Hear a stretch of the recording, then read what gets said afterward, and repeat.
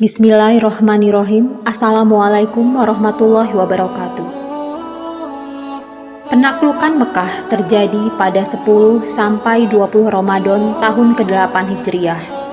Melalui misi tersebut, Nabi Muhammad SAW menguasai kepemimpinan atas kota tempat Masjidil Haram berada. Sangat jauh dari kesan para penguasa yang bermental jahiliyah, Rasulullah SAW justru memaafkan orang-orang yang dahulu pernah menindasnya. Tidak ada dendam sama sekali. Nabi SAW lantas mengusap Hajar Aswad seraya bertakbir, diiringi para pengikutnya. Rasulullah SAW kemudian bertawaf 7 kali putaran.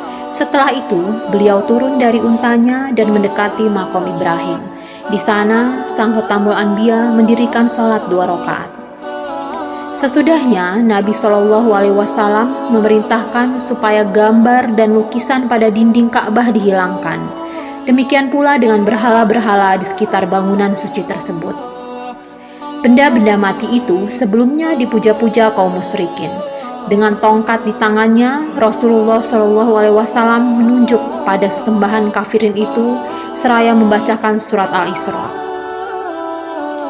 Dan katakanlah, yang benar telah datang dan yang batil telah lenyap. Sesungguhnya yang batil itu adalah sesuatu yang pasti lenyap. Setelah menyuruh Bilal untuk mengumandangkan azan dari atas Ka'bah, Nabi SAW berpesan pada khalayak ramai, "Wahai sekalian orang-orang Quraisy, sesungguhnya Allah telah menghilangkan dari kalian keangkuhan jahiliyah dan berbangga dengan nenek moyang. Semua manusia berasal dari Adam, dan Adam itu diciptakan dari tanah." Dikisahkan ketika Rasulullah SAW dan pasukannya memasuki Mekah, ada seorang warga Quraisy yang menatap beliau dengan raut wajah ketakutan. Begitu melihatnya, Nabi SAW pun berkata kepadanya, "Janganlah engkau takut, sesungguhnya aku adalah anak seorang perempuan Quraisy yang makan dendeng di Mekah." Ya, sewaktu dalam posisi kemenangan, beliau merangkul orang-orang yang dahulunya berbuat jahat kepada dirinya dan umatnya. Dalam kesempatan itu, beliau SAW berkata kepada penduduk Mekah, "Apa yang akan aku katakan dan lakukan menurut perkiraan kalian?"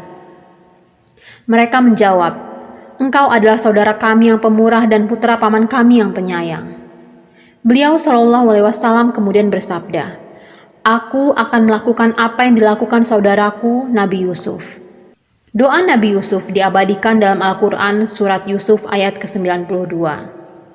Dia, Yusuf, berkata, "Pada hari ini tidak ada cercaan terhadap kamu. Mudah-mudahan Allah mengampuni kamu, dan Dia adalah Maha Penyayang di antara para penyayang." Mendengar pernyataan Nabi SAW tersebut, legalah hati orang-orang Mekah. Mereka kembali ke rumah masing-masing dengan sukacita. Yang terjadi kemudian seluruhnya memeluk Islam. Wallahu a'lam bishawab. Wassalamualaikum warahmatullahi wabarakatuh.